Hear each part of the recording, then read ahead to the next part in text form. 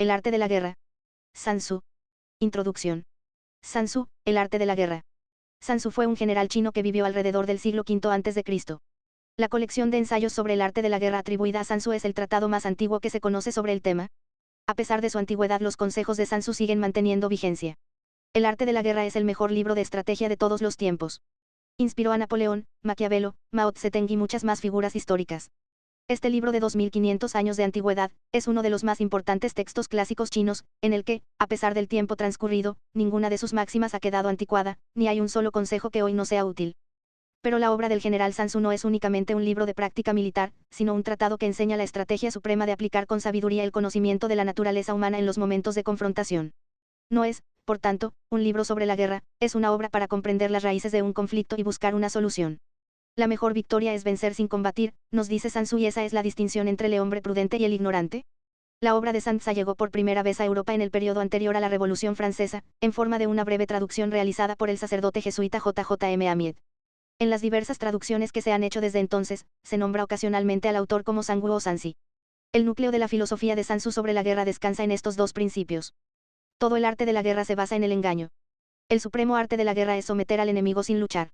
Las ideas de Sun Tzu se extendieron por el resto de Asia hasta llegar a Japón.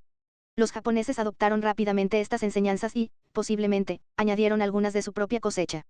Hay constancia de que el principal libro japonés sobre el tema, el libro de los 5 anillos, está influido por la filosofía de Sun Tzu, ya que su autor, Miyamoto Musashi, estudió el tratado del arte de la guerra durante su formación como samurái. Habitualmente se hace referencia a las culturas orientales como culturas de estrategia y no es pequeña la influencia de Sun Tzu en este desarrollo cultural. Hoy en día, la filosofía del arte de la guerra ha ido más allá de los límites estrictamente militares, aplicándose a los negocios, los deportes, la diplomacia e incluso el comportamiento personal. Por ejemplo, muchas frases clave de los manuales modernos de gestión de empresas son prácticamente citas literales de la obra de Sun Tzu, cambiando, por ejemplo, ejército por empresa, o armamento por recursos, sin ir más lejos. Las ideas siguen siendo completamente válidas a pesar de los 25 siglos transcurridos desde que se escribieron. Capítulo 1. Sobre la evaluación. Sun Tzu dice, la guerra es de vital importancia para el Estado, es el dominio de la vida o de la muerte, el camino hacia la supervivencia o la pérdida del imperio, es forzoso manejarla bien. No reflexionar seriamente sobre todo lo que le concierne es dar prueba de una culpable indiferencia en lo que respecta a la conservación o pérdida de lo que nos es más querido, y ello no debe ocurrir entre nosotros. Hay que valorarla en términos de 5 factores fundamentales, y hacer comparaciones entre diversas condiciones de los bandos rivales, con vistas a determinar el resultado de la guerra. El primero de estos factores es la doctrina, el segundo, el tiempo, el tercero, el terreno, el cuarto, el mando, y el quinto, la disciplina. La doctrina significa aquello que hace que el pueblo esté en armonía con su gobernante, de modo que le siga donde sea, sin temer por sus vidas ni a correr cualquier peligro. El tiempo significa el yin y el yang, la noche y el día, el frío y el calor, días despejados o lluviosos, y el cambio de las estaciones. El terreno implica las distancias, y hace referencia a dónde es fácil o difícil desplazarse, y si es campo abierto o lugares estrechos, y esto influencia las posibilidades de supervivencia. El mando ha de tener como cualidades, sabiduría, sinceridad, benevolencia, coraje y disciplina. Por último, la disciplina ha de ser comprendida como la organización del ejército, las graduaciones y rangos entre los oficiales, la regulación de las rutas de suministros, y la provisión de material militar al ejército. Estos 5 factores fundamentales han de ser conocidos por cada general. Aquel que los domina, vence, aquel que no, sale derrotado. Por lo tanto, al trazar los planes, han de compararse los siguientes 7 factores, valorando cada uno con el mayor cuidado: ¿qué dirigente es más sabio y capaz? ¿Qué comandante posee el mayor talento? ¿Qué ejército obtiene ventajas de la naturaleza y el terreno? ¿En qué ejército se observan mejor las regulaciones y las instrucciones? ¿Qué tropas son más fuertes? ¿Qué ejército tiene oficiales y tropas mejor entrenadas? ¿Qué ejército administra recompensas y castigos de forma más justa? Mediante el estudio de estos 7 factores, seré capaz de adivinar cuál de los dos bandos saldrá victorioso y cuál será derrotado. El general que siga mi consejo, es seguro que vencerá. Ese general ha de ser mantenido al mando. Aquel que ignore mi consejo, ciertamente será derrotado. Ese debe ser destituido. Tras prestar atención a mi consejo y planes, el general debe crear una situación que contribuya a su cumplimiento. Por situación quiero decir que debe tomar en consideración la situación del campo, y actuar de acuerdo con lo que le es ventajoso. El arte de la guerra se basa en el engaño. Por lo tanto, cuando es capaz de atacar, ha de aparentar incapacidad; cuando las tropas se mueven, aparentar inactividad. Si está cerca del enemigo, ha de hacerle creer que está lejos; si está lejos, aparentar que se está cerca. Poner cebos para atraer al enemigo. Golpear al enemigo cuando está desordenado. Prepararse contra él cuando está seguro en todas partes. Evitarle durante un tiempo cuando es más fuerte. Si tu oponente tiene un temperamento colérico, intenta irritarle. Si es arrogante, trata de fomentar su egoísmo. Si las tropas enemigas se hallan bien preparadas tras una reorganización, intenta desordenarlas. Si están unidas, siembra la disensión entre sus filas. Ataca al enemigo cuando no está preparado, y aparece cuando no te espera. Estas son las claves de la victoria para el estratega. Ahora, si las estimaciones realizadas antes de la batalla indican victoria, es porque los cálculos cuidadosamente realizados muestran que tus condiciones son más favorables que las condiciones del enemigo. Si indican derrota, es porque muestran que las condiciones favorables para la batalla son menores. Con una evaluación cuidadosa, uno puede vencer, sin ella, no puede. Muchas menos oportunidades de victoria tendrá aquel que no realiza cálculos en absoluto. Gracias a este método, se puede examinar la situación, y el resultado aparece claramente. Capítulo 2. Sobre la iniciación de las acciones. Una vez comenzada la batalla, aunque estés ganando, de continuar por mucho tiempo, desanimará a tus tropas y embotará tu espada. Si estás sitiando una ciudad, agotarás tus fuerzas. Si mantienes a tu ejército durante mucho tiempo en campaña, tus suministros se agotarán. Las armas son instrumentos de mala suerte, emplearlas por mucho tiempo producirá calamidades.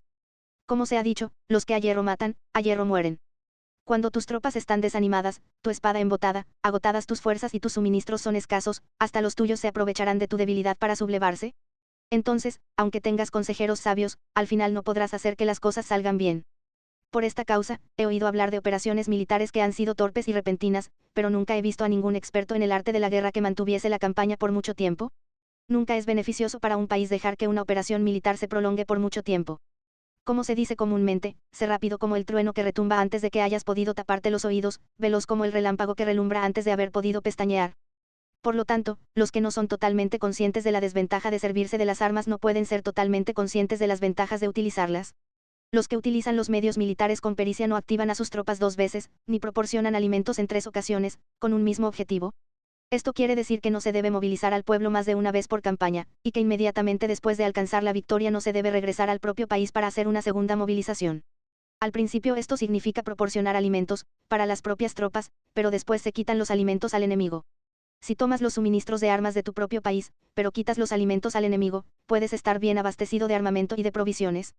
Cuando un país se empobrece a causa de las operaciones militares, se debe al transporte de provisiones desde un lugar distante. Si las transportas desde un lugar distante, el pueblo se empobrecerá. Los que habitan cerca de donde está el ejército pueden vender sus cosechas a precios elevados, pero se acaba de este modo el bienestar de la mayoría de la población. Cuando se transportan las provisiones muy lejos, la gente se arruina a causa del alto costo. En los mercados cercanos al ejército, los precios de las mercancías se aumentan. Por lo tanto, las largas campañas militares constituyen una lacra para el país. Cuando se agotan los recursos, los impuestos se recaudan bajo presión. Cuando el poder y los recursos se han agotado, se arruina el propio país. Se priva al pueblo de gran parte de su presupuesto, mientras que los gastos del gobierno para armamentos se elevan. Los habitantes constituyen la base de un país, los alimentos son la felicidad del pueblo. El príncipe debe respetar este hecho y ser sobrio y austero en sus gastos públicos.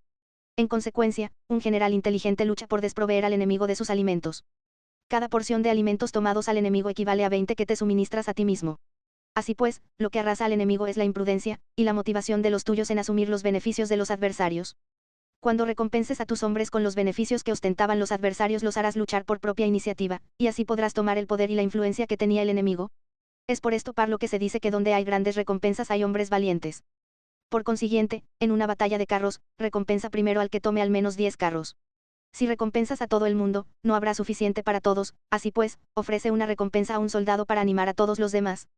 Cambia sus colores, de los soldados enemigos hechos prisioneros, utilízalos mezclados con los tuyos. Trata bien a los soldados y préstales atención. Los soldados prisioneros deben ser bien tratados, para conseguir que en el futuro luchen para ti.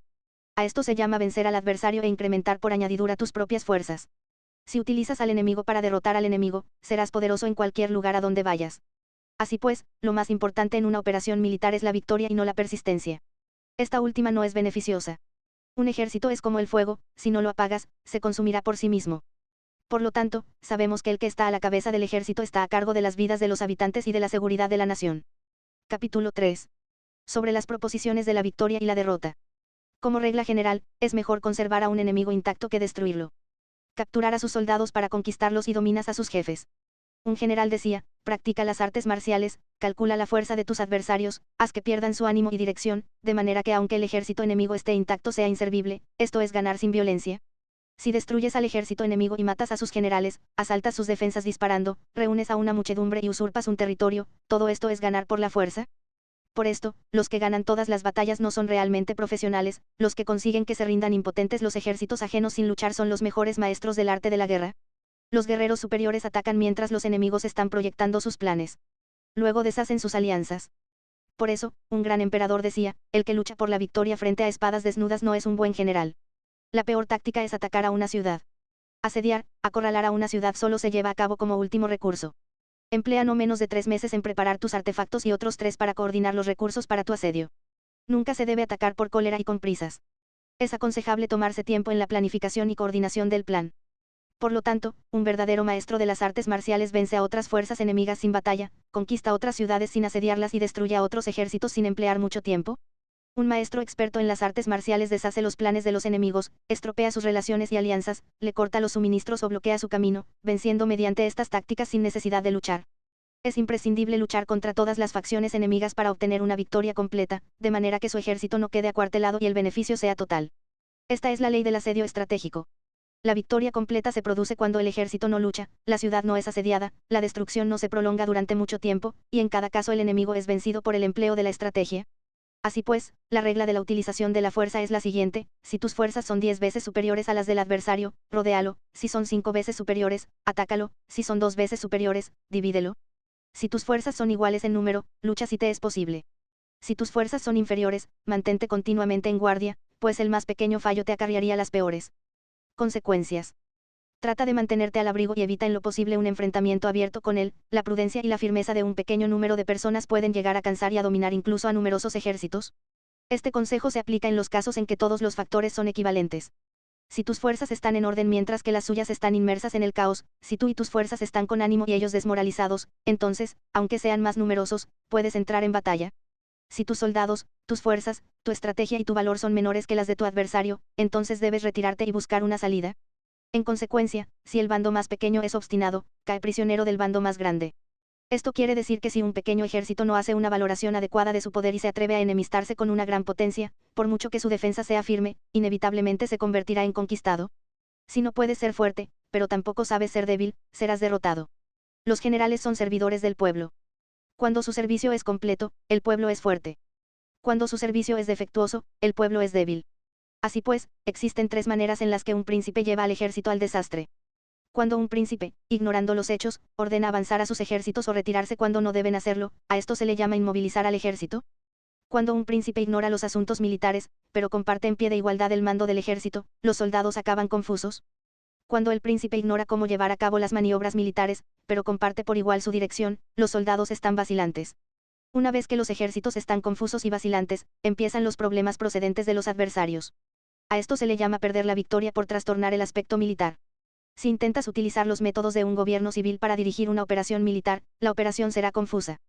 Triunfan aquellos que saben cuándo luchar y cuándo no saben discernir cuándo utilizar muchas o pocas tropas. Tienen tropas cuyos rangos superiores e inferiores tienen el mismo objetivo. Se enfrentan con preparativos a enemigos desprevenidos. Tienen generales competentes y no limitados por sus gobiernos civiles. Estas 5 son las maneras de conocer al futuro vencedor. Hablar de que el príncipe sea el que da las órdenes en todo es como el general solicitarle permiso al príncipe para poder apagar un fuego; para cuando sea autorizado, ya no quedan sino cenizas. Si conoces a los demás y te conoces a ti mismo, ni en 100 batallas correrás peligro; si no conoces a los demás, pero te conoces a ti mismo, perderás una batalla y ganarás otra; si no conoces a los demás ni te conoces a ti mismo, correrás peligro en cada batalla.